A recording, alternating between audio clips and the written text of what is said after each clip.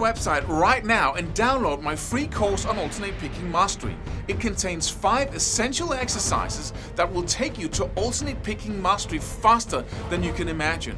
And then I've included my method of how to lay out a practice plan in just 1 to 2 minutes that will absolutely boost your results like nothing you ever tried before. So go download it right now. It's free.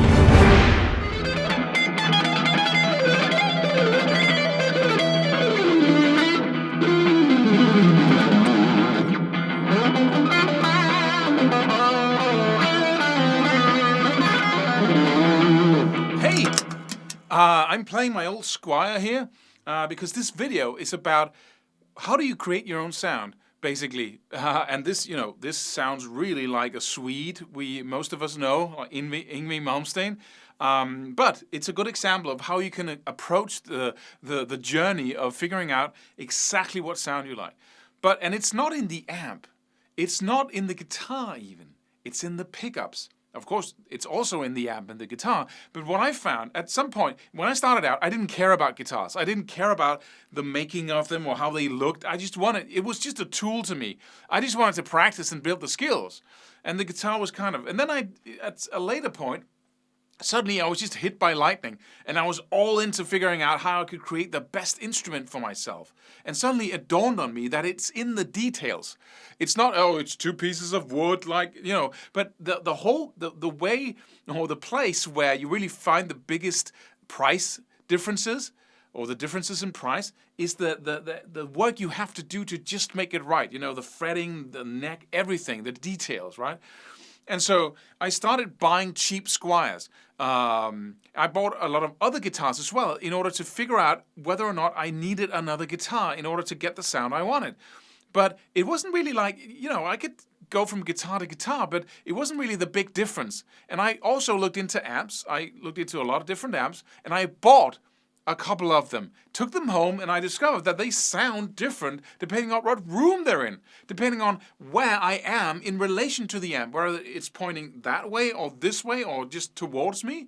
So it was like, where do I look to find the thing to start with that really has the most impact on your sound?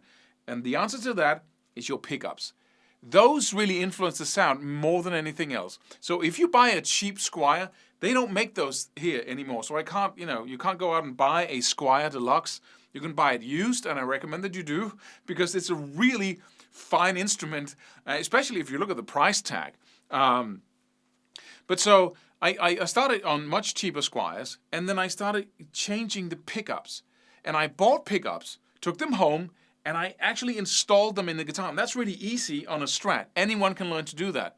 You just, you look it up on YouTube and you see the different it's really easy. Of course, you have to practice a little bit and you'll make some mistakes in the beginning, but it's really easy to test and try out a lot of different pickups because you just take off the scratch plate and put them in and then, start playing again. And I think I must have bought and sold again at least 25, 30 different pickups before I found the right set of pickups for me. And I was looking into DiMarcios mainly, and I found the end result, because at that point also I was into Yngwie Malmsteen, and I was trying to get a sound that was just over the top. Like, I love that bridge pickup sound. If you add the distortion, I love that rusty.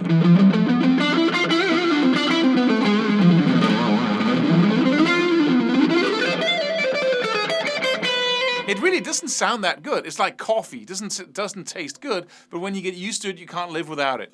And the same thing here. But I wanted an over-top sound, so I found a pickup that is the strongest, the most forceful on the market.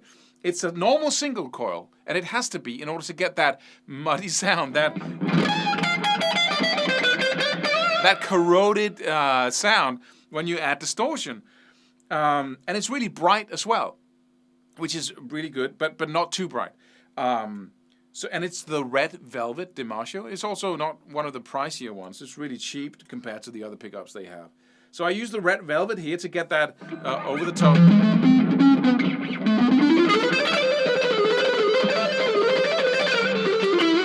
But I also wanted that shift between them, which is not on more modern guitars. We seem to compensate for the fact that the string is very sharp down here.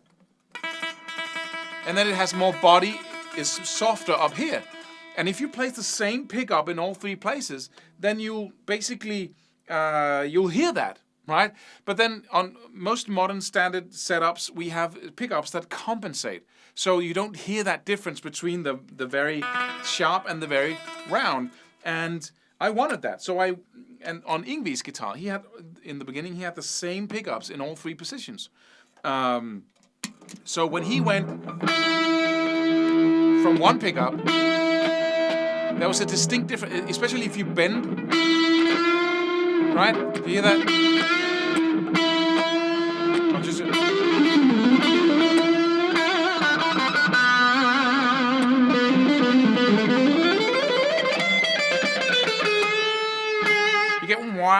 You get that opening in the sound.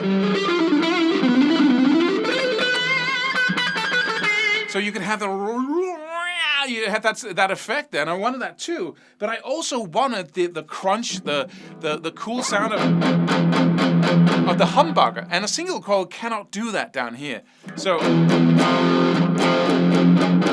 but a humbucker it has a tendency to be more round, to be less trebly. So if you look at the specs on DiMarzio's homepage or website, you can see that they don't have as much high end simply. When you go from single coil to humbucker, the high end will just drop dramatically. But in this chopper, single coil sized chopper humbucker, the high end is just raving. So I actually get a high-end sound here that is very, pointy as opposed to the rounder sound up here. So I get that difference between, because I wanted that, that ability to...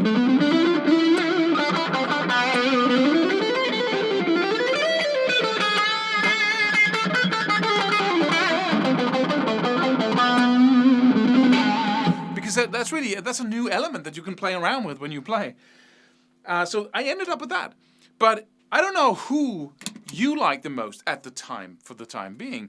But if you want to emulate a sound or find it's a good idea to have a target, right? You must have a target in your mind and say, I would like to sound like that guitar, or I would like to, Steve Vai has that dense, distorted, really, but it almost becomes liquid sometimes because it has, whatever it is, try to describe it, and what exactly do you like about that compared to that? Be very conscious about it, and then start looking into pickups, because that's where the magic really happens.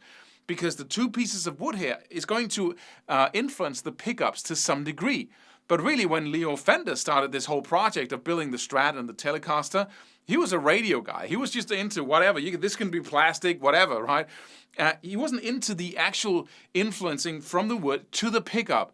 So it's just a coincidence, basically, and many people are going to rave and rant about me saying something like this, because it becomes a religion almost, like, it's just two pieces of wood, okay? And there's a difference, of course, depending on what guitar you play to the sound. But if you want to focus on the one point that's going to mean more to your sound than anything else, focus on the pickups.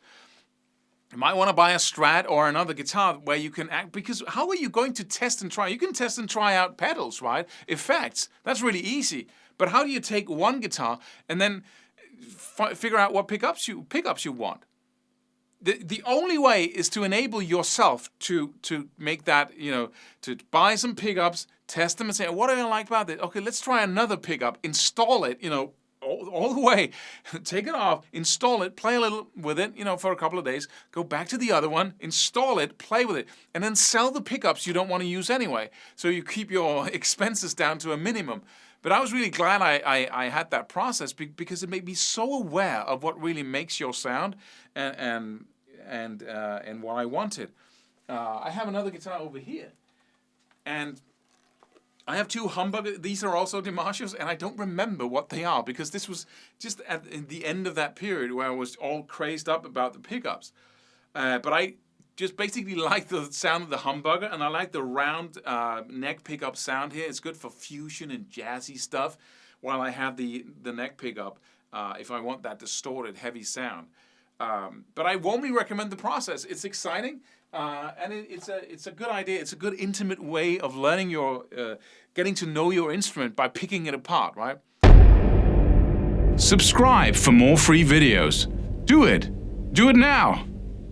Do it.